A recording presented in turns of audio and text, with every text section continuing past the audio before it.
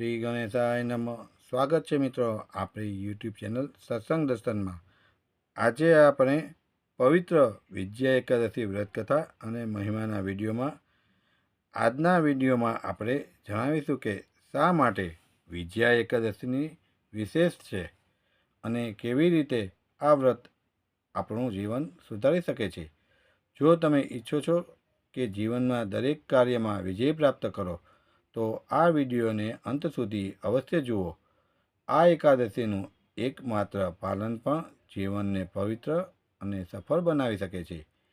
હિન્દુ ધર્મમાં એકાદશી તિથિ વિશેષ મહત્વ ધરાવે છે. દરેક માસમાં 2 એકાદશી આવે છે, એક શુક્લ પક્ષમાં અને એક કૃષ્ણ પક્ષમાં. એકાદશી વ્રત શ્રદ્ધાળુઓ માટે ખૂબ પવિત્ર અને કલ્યાણકારી માનવામાં આવે છે. પાપનું ક્ષય કરનાર. શાસ્ત્ર અનુસાર એકાદશીનું વ્રત રાખવાથી જીવનના પાપો નાશ પામે છે અને ભક્તિ નિર્મળ થાય છે.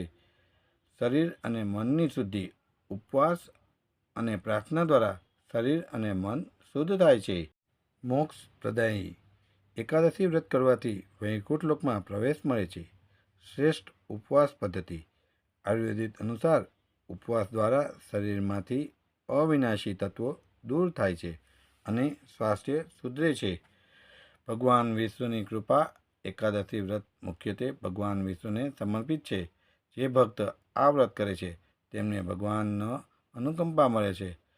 શાસ્ત્રમાં જણાવ્યા મુજબ જ્યારે ભગવાન શ્રી રામ લંકા વિજય માટે આગળ વધી રહ્યા હતા ત્યારે સમુદ્ર પાર કરવો એક મોટી મુશ્કેલી હતી. આ સમયે મહર્ષિ વશિષ્ઠે શ્રીરામને એક ખાસ વ્રત કરવાનું કહ્યું, વિજયા એકાદશી વ્રત. શ્રીરામે આ વ્રતનું પાલન કર્યું અને દેવી શક્તિઓના આશીર્વાદથી રાવણ પર વિજય મેળવ્યો. આ કથા પરથી એ સાબિત કરે છે કે જે કોઈ પણ આ વ્રત રાખે છે તે દરેકની મુશ્કેલીઓ પર જીત મેળવી શકે છે. આ વ્રત કેવી રીતે કરવું, આવો સરળ રીતે આપણે જાણીએ. એકાદશીથી એક દિવસ પહેલાં એટલે કે દસમીની સાંજે સાત્વિક ભોજન લો. સવારે વહેલા ઉઠીને પૂજા કરો અને વિજયા એકાદશીનું વ્રતનો સંકલ્પ કરો. ઉપવાસ રાખો એ નિર્જરા અથવા તો ફળાહાર કરો. વિષ્ણુ અને રામજીની પૂજા કરો. ઓમ નમો ભગવતે વાસુદેવાય મંત્રનો જાપ કરો. રાત્રે જાગરણ કરી હરિભજન કરો. બીજે દિવસે સ્નાન કરી ગરીબોને દાન આપી વ્રત પૂર્ણ કરો. આ સરળ પદ્ધતિથી વ્રત કરવાથી ભગવાન વિષ્ણુની કૃપા પ્રાપ્ત થાય છે. આ વ્રત માત્ર પાપ ક્ષય માટે જ નહીં પણ સંપત્તિ, શાંતિ અને વિજય મેળવવા માટે અતિ પ્રભાવી છે. શત્રુઓ પર વિજય મેળવવા, આરોગ્ય અને માનસિક શાંતિ માટે, આર્થિક સમૃદ્ધિ અને સફળતા માટે, પિતૃદોષ અને કષ્ટ દૂર કરવા માટે. તો ચાલો હવે આપણે એકાદશીની વ્રત કથાનું રસપાન કરીએ.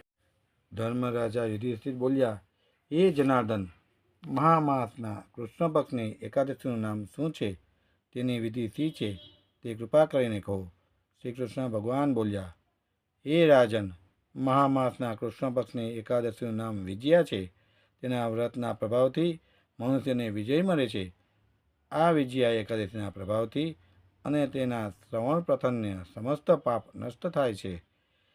એક સમયે દેવર્ષિ નારદે જગતપિતા બ્રહ્માજીને પૂછ્યું, હે બ્રહ્માજી, તમે મને મહામાસના કૃષ્ણ પક્ષની વિજયા નામની એકાદશીનું વ્રત વિધાન બતાવો. બ્રહ્માજી બોલ્યા, હે નારદ, વિજયા એકાદશીનું વ્રત પ્રાચીન અને નવા પાપોનો નષ્ટ કરનાર છે. ત્રેતાયુગમાં મર્યાદા પુરુષોત્તમ શ્રી રામચંદ્રજીને જ્યારે 14 વર્ષનો વનવાસ થઈ ગયો ત્યારે તે લક્ષ્મણજી તથા માતા જાનકી સહિત પંચવટીમાં નિવાસ કરવા લાગ્યા. ત્યાર પાપી રાવણે સીતાજીનું હરણ કર્યું. આ દુઃખદ સમાચારથી શ્રીરામ અને લક્ષ્મણ અત્યંત વ્યાકુળ બની સીતાજીની શોધમાં નીકળી પડ્યા. ફરતા ફરતા તેઓ મરણાસન જટાયુના પાસે પહોંચ્યા. જટાયુ પોતાની કથા સંભળાવી સ્વર્ગલોક ચાલ્યો ગયો. થોડા આગળ વધીને શ્રીરામની સુગ્રીવની સાથે મિત્રતા થઈ અને વાલીનો વધ કર્યો. શ્રી હનુમાનજી રામચંદ્રની પાસે આવ્યા અને બધા સમાચાર કહ્યા. શ્રી રામચંદ્રજીએ સુગ્રીવની સંમતિ લઈને વાનરો અને રીછોની સેના સહિત લંકા તરફ પ્રસ્થાન કર્યું. જ્યારે શ્રી રામચંદ્રજીએ સમુદ્ર કિનારે મહાન અગાધ મગરમચ્છોથી યુક્ત સમુદ્ર જોયો ત્યારે તેમણે લક્ષ્મણજીને કહ્યું, હે લક્ષ્મણ, આ મહાન અગાધ સમુદ્રને કઈ રીતે પાર કરી શકશું? ત્યારે લક્ષ્મણજી બોલ્યા, હે રામજી, તમે આદિ પુરુષ પુરાણ પુરુષોત્તમ છો. અહીંથી લગભગ અડધી યોજન દૂર પર કુમારી દ્વીપમાં બગદાલભ્ય નામના ઋષિ રહે છે. એમણે અનેક નામના બ્રાહ્મણોને જોયા છે. તમે એમની પાસે જઈને એમનો ઉપાય પૂછો. લક્ષ્મણજીના વચનો સાંભળી શ્રી રામચંદ્રજી બગદાલભ્ય ઋષિ પાસે ગયા અને એમને પ્રણામ કરીને બેઠા. મુનિએ તેમને પૂછ્યું, હે રામજી, તમે ક્યાંથી પધાર્યા છો? શ્રી રામજી બોલ્યા, હે મહર્ષિ, હું મારી સેના સહિત અહીં આવ્યો છું અને રાક્ષસોને જીતવા લંકા જઈ રહ્યો છું. બગદાલભ્ય ઋષિ બોલ્યા, હે રામજી, હું તમને એક ઉત્તમ વ્રત બતાવું છું. મહામાસના કૃષ્ણ પક્ષની વિજયા એકાદશીનું વ્રત કરવાથી તમે સમુદ્ર અવશ્ય પાર કરી શકશો અને તમારા વિજય થશે.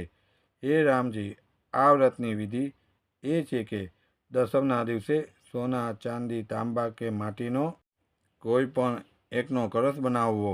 આ ઘડામાં પાણી ભરી તેના પર 5 પલ્લવ રાખીને વેદિકા પર સ્થાપન કરવું.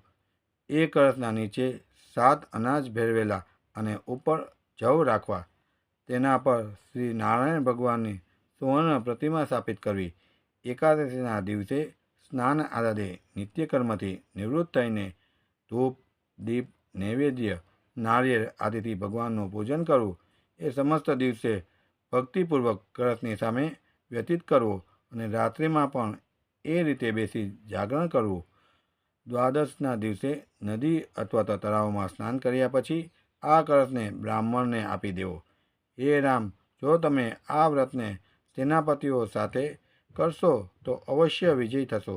શ્રી રામચંદ્રજીએ મુનિની આજ્ઞા અનુસાર વિધિપૂર્વક વિજયા એકાદશીનું વ્રત કર્યું અને તેના પ્રભાવથી દૈત્યો ઉપર વિજય મેળવ્યો.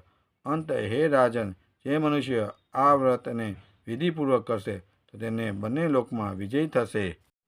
આ વ્રત જીવનમાં દરેક ક્ષેત્રે વિજય અપાવે છે. શરીર, મન અને આત્માનો પવિત્ર બનાવે છે. જીવનમાં કોઈ પણ અવરોધ હોય તે દૂર થાય છે. આ વ્રતનું પાલન કરવાથી કોઈ પણ કાર્યમાં સફળતા પ્રાપ્ત થાય છે. ભગવાન શ્રી રામ પણ આ વ્રતનું પાલન કરી લંકા પર વિજય કરી શક્યા હતા. વિજયા એકાદશી ફક્ત ધાર્મિક દ્રષ્ટિએ જ નહીં પરંતુ વૈજ્ઞાનિક અને આધ્યાત્મિક રીતે પણ મહત્વપૂર્ણ છે. જીવનમાં સફળતા, શાંતિ અને ધર્મનો અભ્યાસ કરવા માટે એકાદશીનું વ્રત શ્રેષ્ઠ છે. વિજયા એકાદશી નિષ્ફળતા અને મુશ્કેલીઓ દૂર કરનાર તથા ભક્તોનો વિજય અને સમૃદ્ધિ આપનાર એક પાવન વ્રત છે. જો તમે આ વિડીયો ગમ્યો હોય તો એને લાઈક કરજો, શેર કરવાનું ભૂલશો નહીં.